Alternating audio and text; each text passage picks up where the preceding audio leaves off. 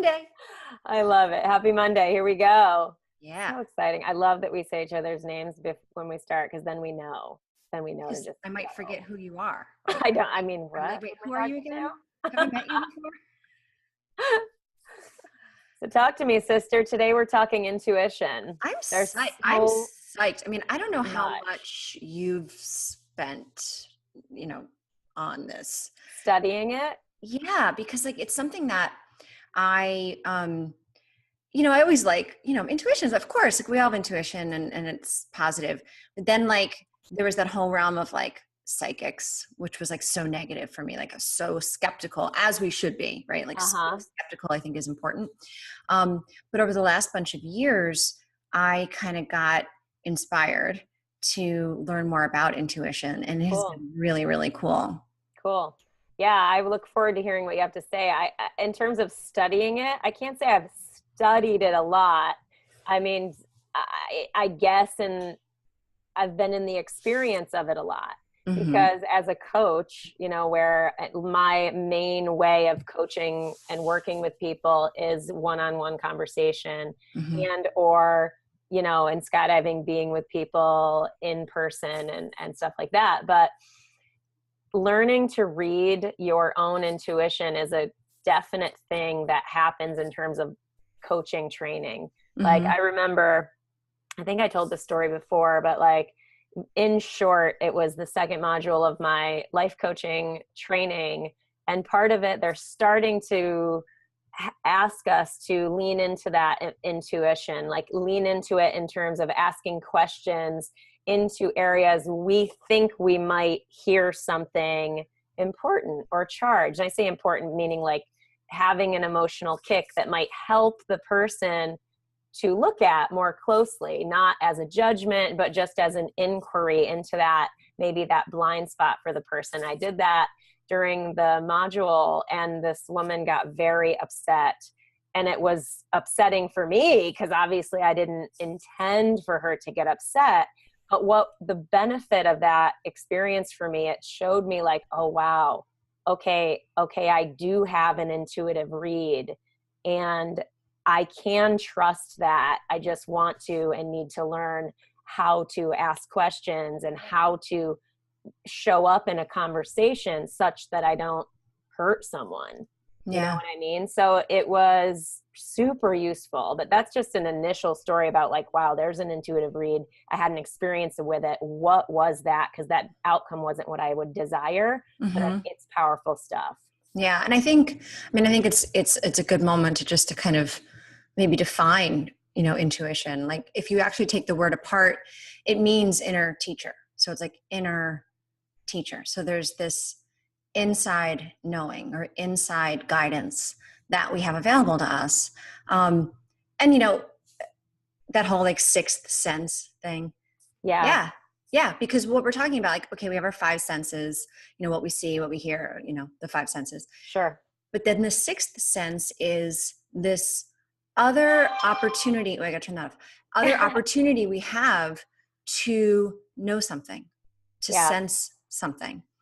And so just from that, like, okay, there is a way that I could possibly sense something. And it makes sense because like, if you look into the animal kingdom, you like whales have sonar. I don't know what animals have what, but like the sonar, that being able to sense electricity, like it makes sense. Like logically speaking, if you look at biology and the animal kingdom, that there could be a sixth sense that we don't really understand. Science hasn't been able to kind of measure it, although science is getting there, because science does show now that like our heart and our gut are much more involved in our neurological system than we originally thought or knew. So just to kind of be open to like, all right, be open to, and I think, like you said, if we ask people that are listening, like, have you ever experienced your intuition? I have to think that everybody can find at least one example, whether it was something that after the fact, they're like, oh, you know what? I had a sense that was like that person. There was something else going on with that person. I couldn't really trust them. Yes. Or you think about someone and then they call or text you. There's a lot of different examples. There's different types. But I think it's something that if we're all open to just like, well, is there something else possibly that I could use to make better decisions. Right? Yeah, Let's just be open to absolutely. that. Right? Yeah, I love that. I love that as being open to that thing that we don't understand fully, Mm-hmm. but trusting it anyway. That sort of faith experience, which is not the same thing, because talking about the biology of it and all of that, like that's the part that I don't necessarily understand. But the anecdotal evidence, I feel like I have a lot of that in my own experience, life experience, and in the experience of witnessing other people touch their intuition and whatnot.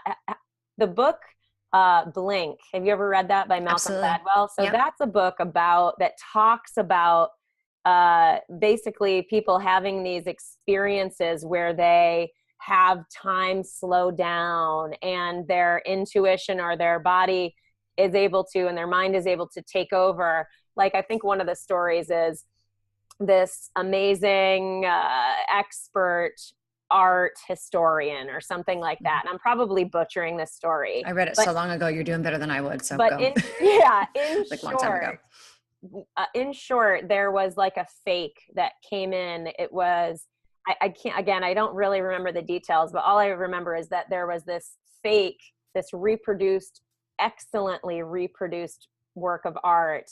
And the person in question had like a read that something was off. Mm-hmm. And that's a thing that happens all the time in people's, in the anecdotal evidence of intuition, Mm-hmm. is that we say that a lot, like, oh, I just knew something was off. Mm-hmm. And if we're talking about the negative side of the house of like recognizing something Like that's authenticity or yeah, whatever. like that's maybe endangering us, or something that's just inauthentic or false or whatever. Like, we're picking up so much information that we're unconscious to all the time, that Mm-hmm. the unconscious part of ourselves and our ability to take this information is so much more knowledgeable than our conscious mind. And so as a result, it behooves us to listen and look more consciously closely at those moments when we're like, something is up here, whether it's on the negative side of the house or whether it's on the quote positive side of the house, in terms of taking an opportunity, like being driven in a direction. And I just have to share this story, if just for, I know I'm talking, but like, this is That's why we're here. this is a good version of like quote positive intuition, is how I got into life coaching.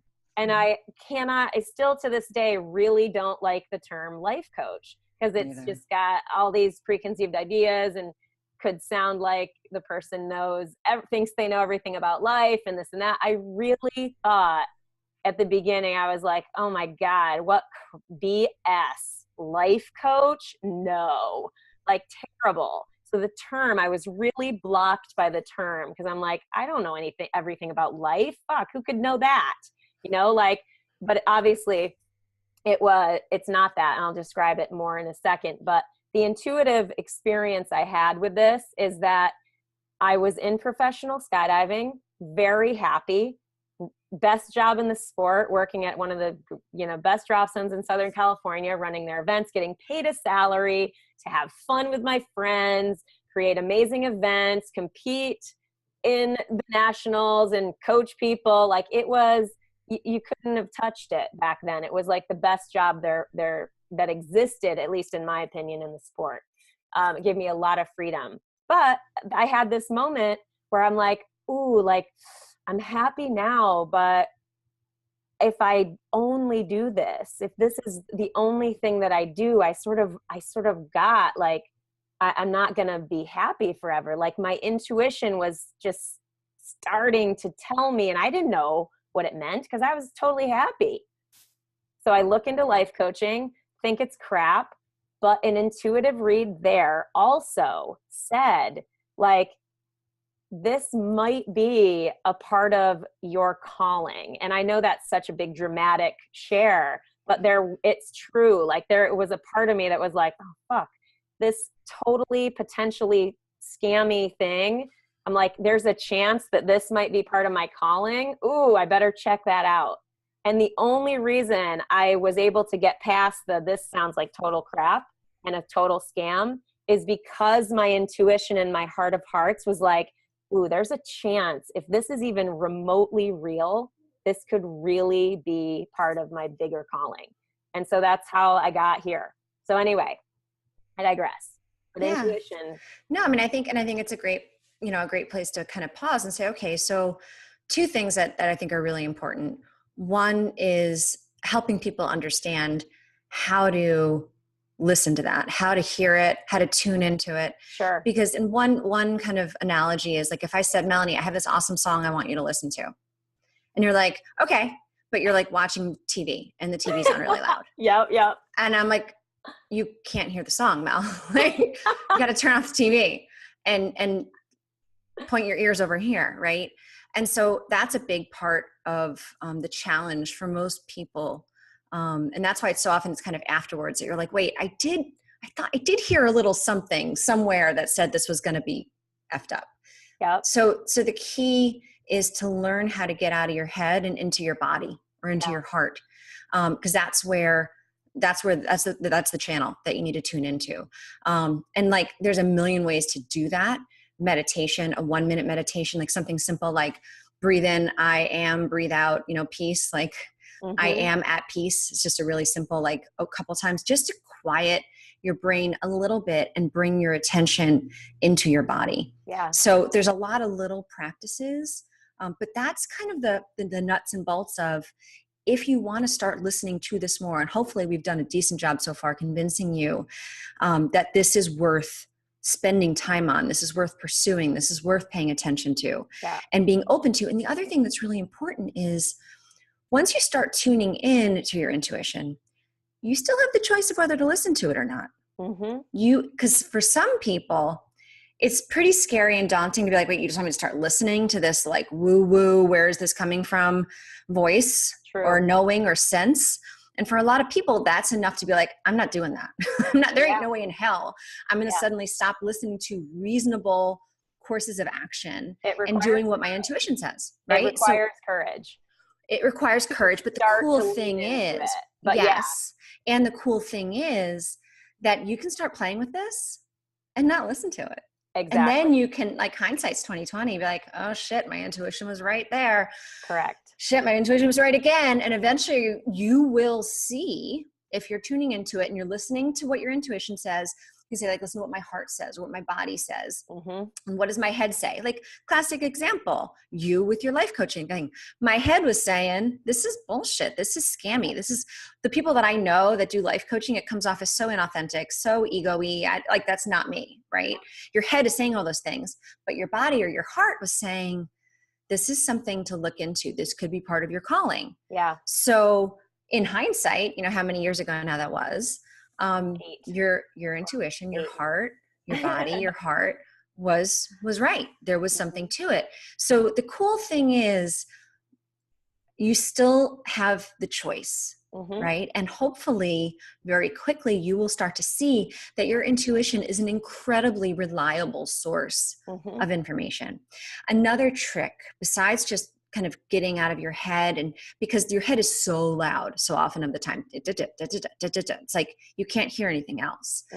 But another simple trick, if you want direction on something, if you're trying to figure something out, something is challenging and you're not sure which way to go, to ask yourself, I wonder, and then whatever follows. If you say, I think I should go that way, it's very up here and it's very kind of closed. It's like you already have a preconceived idea, like preconditioned, pre-wired kind of rationale for figuring out what you think you should do.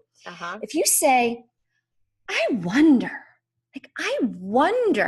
if I should take that job in San Francisco. Yeah. I wonder if I should go on this trip to Turks and Caicos. Love it. I wonder. It's this very open feeling. Yeah, non-judgmental. Yes, very and it objective. creates space. Yes. And this kind of creating space for this intuitive sense to be able to kind of drop in is key. Yeah. Because if you don't create space for it, You're not going to be able to hear it until oftentimes afterwards. You're like, oh, wait, there was that little something that I didn't even hear. But now that you mention it, Yeah. I did hear. We were just talking about this on like my Facebook feed. Someone had posted like a Brene Brown video and asked me what she meant because I'm a coach. So she asked, she was like, Brene is a coach, and she's talking about and mentions coaches. And this girl misunderstood, thought she had said placeholder, but she said space holder. That good coaches and therapists are great space holders. Yep. And that's exactly the same thing that we can cultivate for ourselves, is this non-judgmental, very curious space. Because we can't, curiosity by definition is without judgment, is that wondering. Like, I just wonder. And like you said, you don't have to take action on the cues that you get. You can, you don't have to. We can always choose. And that's the funniest thing. I don't know about you, Pam, but like I've had so many instances in my life and career and everything where when I don't listen to my intuition, something not awesome happens.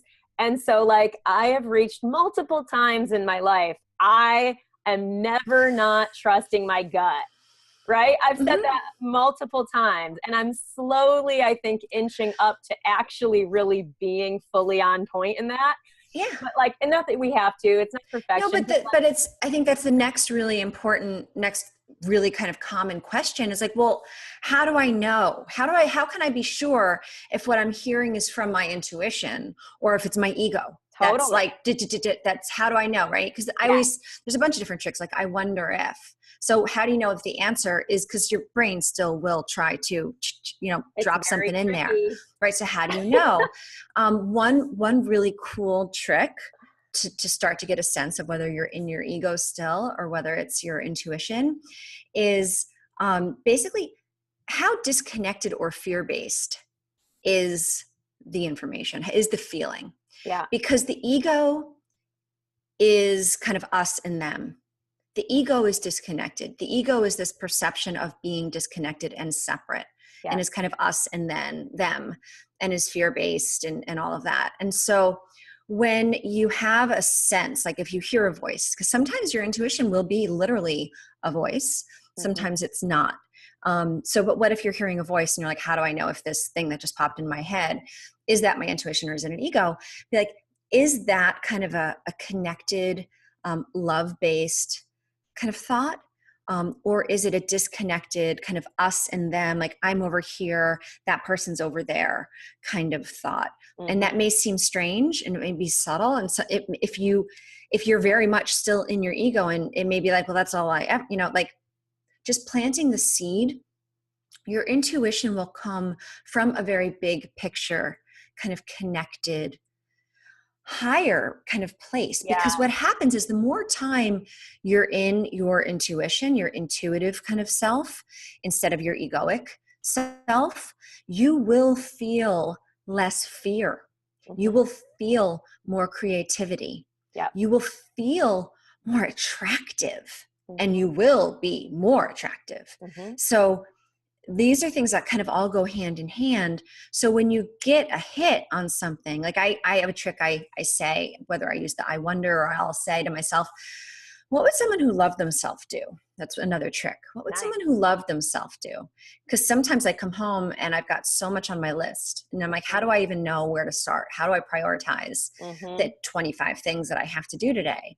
And if I ask that question, what would someone who loved themselves do?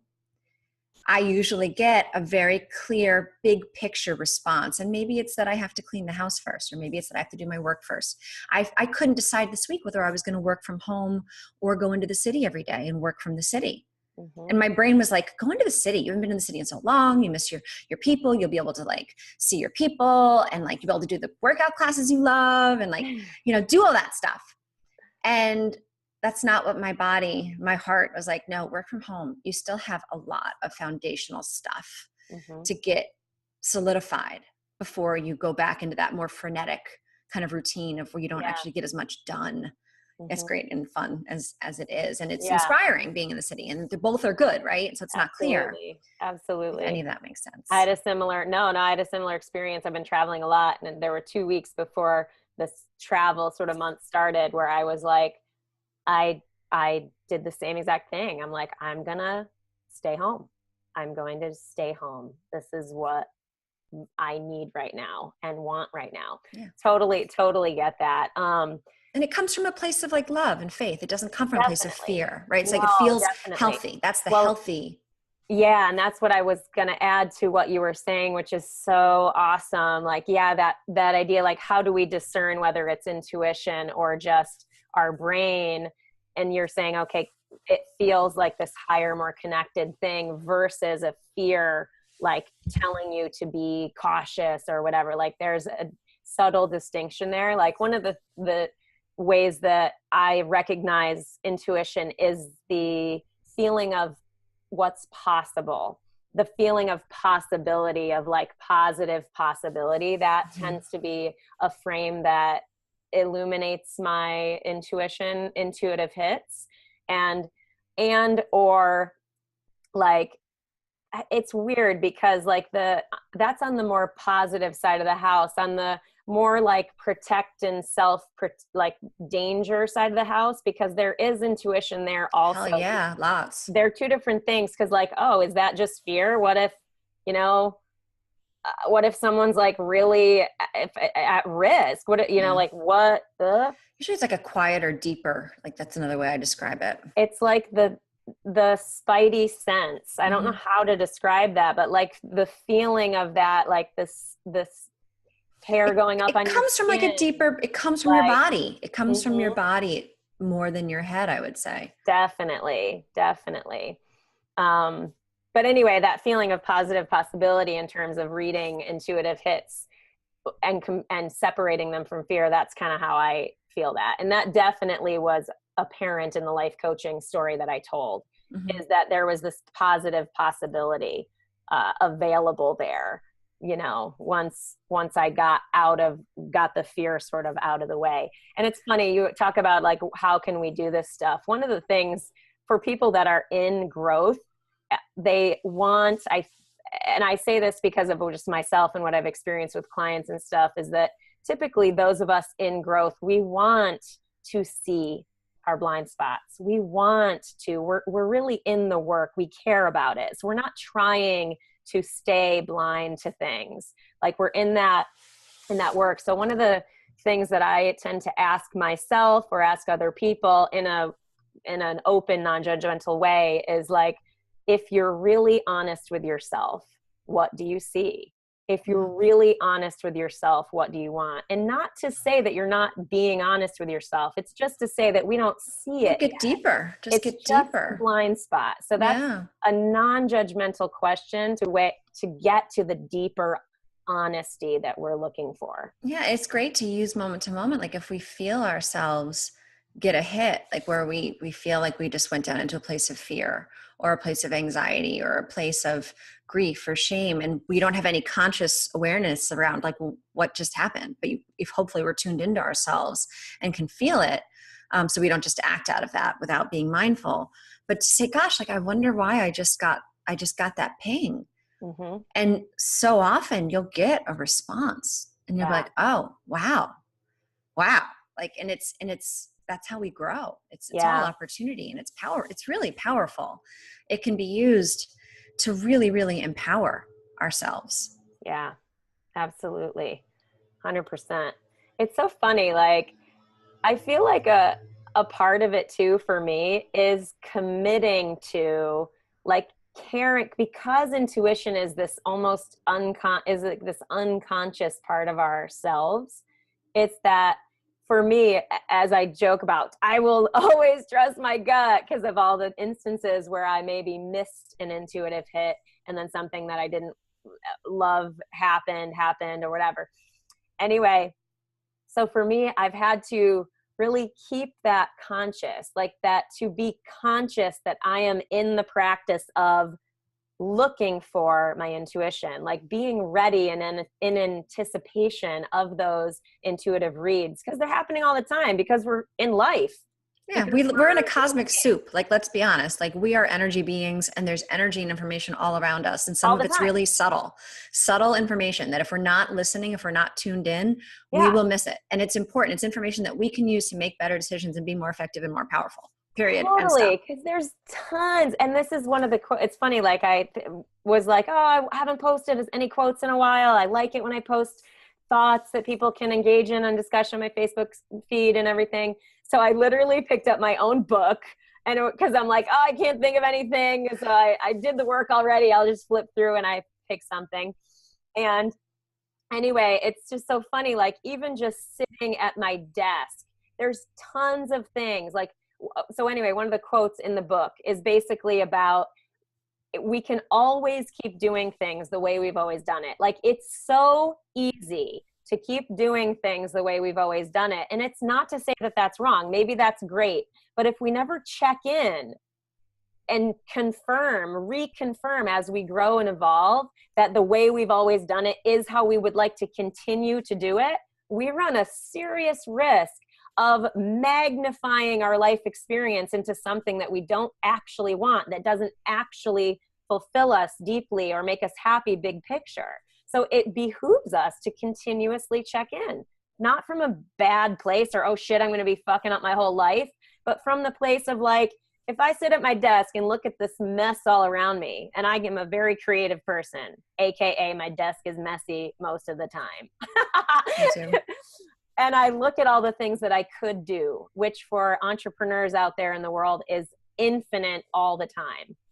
Every day I have to make choices about how I spend my time. So every day I'm in this practice now of what is important for me to do. Like similar to you going to the city or not, it's the same thing of like, do I want to, make my next video where I lip sync Justin Bieber, or do I want to write the next outline of a talk I'm going to give?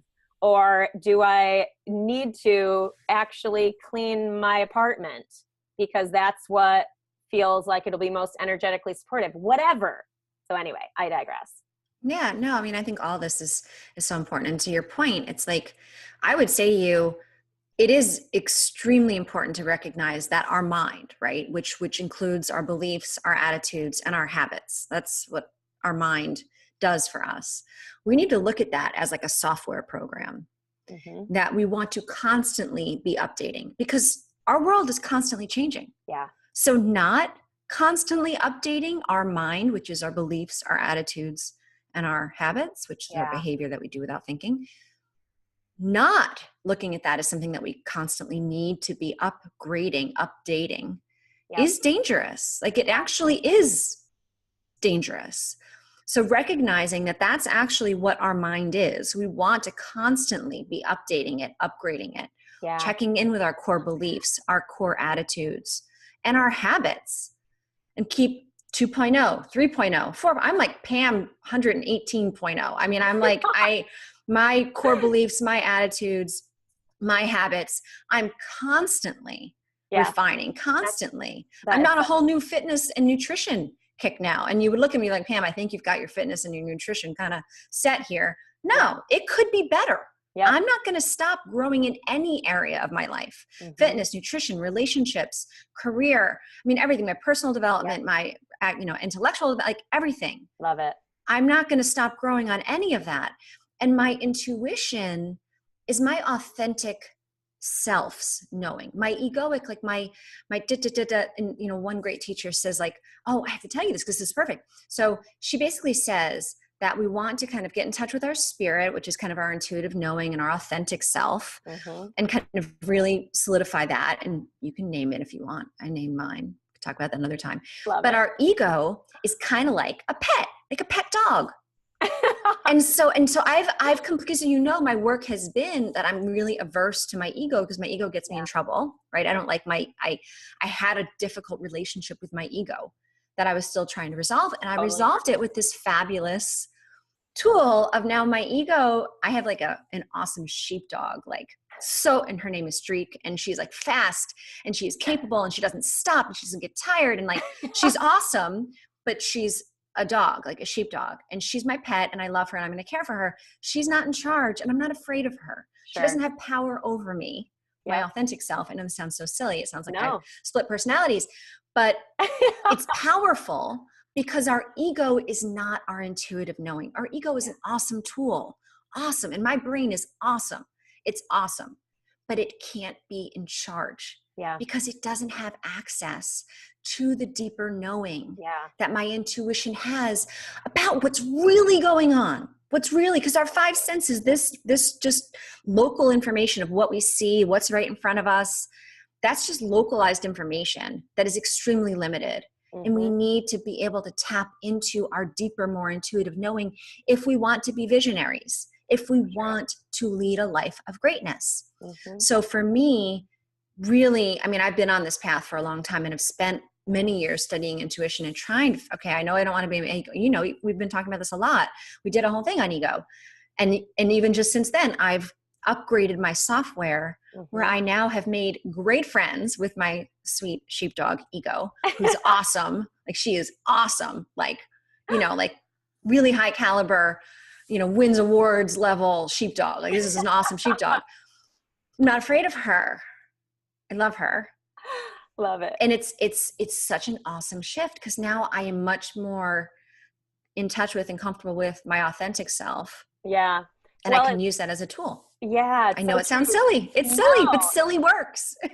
I don't think it sounds silly at all, because if we really are in the game of honoring every bit of ourselves as the greatest, highest sort of avenue to whatever we want to achieve and be and contribute and connect with or whatever, all of those higher principles and values that we live by, you know, like if we are really about that, it would not really be in line to reject anything about ourselves, including the ego part that came from those unconscious years of our lives. It's so normal. There's plenty of that's still unconscious in me. I'm aiming to uncover that. I'm aiming to enlighten it, whatever. And it's funny because I do part of my, I feel like I'm talking a lot about coaching today, but like part of my coaching training is I learned how to administer this assessment called the Energy Leadership Assessment. And basically it's a tool that we can use to understand our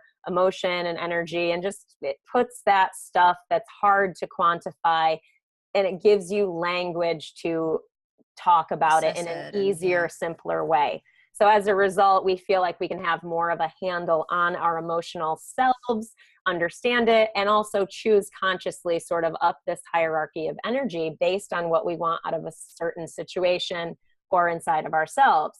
So anyway, I bring this up because the higher levels of energy in this particular scale, and people, if anybody's wants to know more about this, they can email me, mel@melaniecurtis.com. because I don't want to explain it all right now, but the higher levels of energy in that particular assessment and scale they talk about those more intuitive, higher levels of energy, like level 6 and 7. They're like joy, absolute passion, and like enlightenment type stuff. And I use all these buzzwords, but the idea is that it's the more transcendent, egoless levels. Now, a lot of what I say this almost all the time when I do this is that that's not necessarily the goal, unless it is the goal for you. Like if you want to be all enlightened, sitting on a mountaintop and being that person, that's great. Great. Seriously, do it. A lot of people don't want to be that because they want to be in the world and doing things and having the goal is to do both, just to share, not to interject, but like my understanding, you can achieve that. It's like be in the world, but not of it. Like that's. Well, yeah. And that's the thing is that I'm expressing that because I think people think that that's the goal. And I definitely don't think it is. Yeah. Is that it's not necessarily to just be up there at those enlightened levels, like out away from the world. Yeah. It's to be in the world and have access to that at any moment you want. Yep. So anyway, I don't even know where I was going with that, but I feel like there was relevancy there. Yeah. No, it is totally relevant. I think because obviously the more that we can understand all of these things that we can't see or touch, science can't measure this stuff yet. it's too subtle. Like we haven't figured out a way to measure it, right? But we can feel it. Like if you spend time with me, you know I'm up here. Mm-hmm. And I'm up here pretty much all the time. And it can be really fucking annoying, right? Because it's a lot. And I've kind of always been that way a lot of the time. But then when I was younger, I'd bounce around, right? Like I'd get depressed, I'd get anxious, and I'd get stuck down here. But then I'd bounce back up, like that was always me. There's no way to measure that. Right. But you can feel it, right? You can feel when you're depressed that you're at a totally different level of vibration than when you're inspired. Yep. That's real. Yeah. It's real. And our society doesn't talk about it because we can't measure it. But I love that you have this tool to assess it and then find a way to actually talk about it in a constructive way, which is empowering because, you may not want to be up here all the time. And like, I can be calm. I can tone it down when I'm in a certain situation. I can be more quiet and listening. It doesn't mean I'm going to be manic, right? But the point is, the higher you are vibrationally, the more inspiration you're getting in and the more you're able to give out in terms of your leadership, in terms of, creating change, in terms of creating greatness, in terms of being a visionary, right? Like what is a visionary? A visionary is someone who sees something that no one else sees and is able to make choices through time to make it so. Yeah. Right. That's a visionary. Yeah. And do we all want to be visionaries? No, you don't. We're all here for different lives, right? Mm-hmm. But if someone is called to be as highly functioning as they can be in all of their different roles in life, you want to be the best leader that you can be. You want to be the best communicator you can be. Mm-hmm. We're all leading by example all the time, no matter what level of energy we are at. If we are walking around the world as a victim, woe is me. The Taylor Swift song. I'm about to record my video on the Taylor Swift song because it's like, no, not in my world. But we're leading. So like, it's not to say, I think again, like energy, leadership. And again, this tool is really useful, but like leadership can come with it. Like that word can bring with it like a perception that means you're standing in front of a room or you're leading a company. And a lot of people may be like, well, I'm not a leader. I don't do that. That's not true at all. Everybody is a leader, whether you are not doing anything that's classic leadership in the like most typically understood definition of that word. Like, however, if you are yelling at your, you're a taxi driver. Taxi driver, whatever, like you are leading that's you're putting energy out there. That's the energy you're leading with. That's how you're impacting the world. That's what you are drawing to you. It's all leadership. And to circle back around to intuition, what is your authentic self? Because at the end of the day, the more in alignment we are with our authentic self, not kind of our ego identity of like what we think people see when they see us. If we're stuck in that, that's not our authentic self. And the more in alignment we are to our authentic self, the more power we will have. The more when we're in alignment, we do get kind of you feel joy. Using our vision. Pam, 1 second. Say that again. My internet connection went weird. So you say it. Go ahead, because you're saying great stuff. So just say it again so that we don't miss it.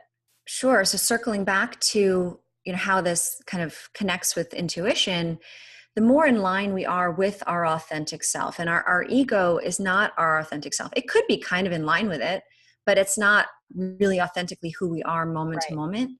And our intuition is what taps us into our authentic self. Yeah. And the more we're tapped into that, the more in alignment we are with that, the more we will have creativity and courage and inspiration and greatness in our life. So learning to tap into our intuition is this incredibly powerful tool that then enables all of this other really, really good stuff. Absolutely. Absolutely. I mean, again, per usual, we could keep going and going and going on this. It's just such a good topic because I don't know about you, but anytime I have made a decision from my gut, from my intuition, anytime, it has led to the best stuff of my life. Yep. Period. Yep. Period. It might not be instant. But it always has. It is a 100% success rate. Yep. And that the trick is learning how to hear it clearly and then trust it. Exactly. And it takes time, like anything else. Mm-hmm. It's not necessarily something that you can just turn on. The other thing it's important to know, it's not something you're seeking. Yeah. It's something that's already within you. Yeah, so we have it already. When you are trying to tap into intuition, you're not seeking it. You're not trying to get it. Right. It's already there, and you just are trying to create space to listen for it. It's like you were saying, the skill set of recognizing it. So we've talked about, I think, two different things, which is skill set, like you're mentioning, and you have talked a lot about today, which is awesome. The skill set of recognizing it and seeing it, recognizing how to find it. And I'm mentioning the other part of once we are able to see it and feel it and recognize it, to then have the courage to act on it. Yes. Yeah. Boom. I love you, Melanie Curtis. I love you, Pamela Gold. Goldevolution.com. MelanieCurtis.com. Any questions you guys have, anything else you want, per usual, email us directly or post in the comments. Share if you think this will be useful for anybody. And drop us a line if you want us to talk about anything else. Thanks. Bye. Oh, this has gotta be good. This has gotta be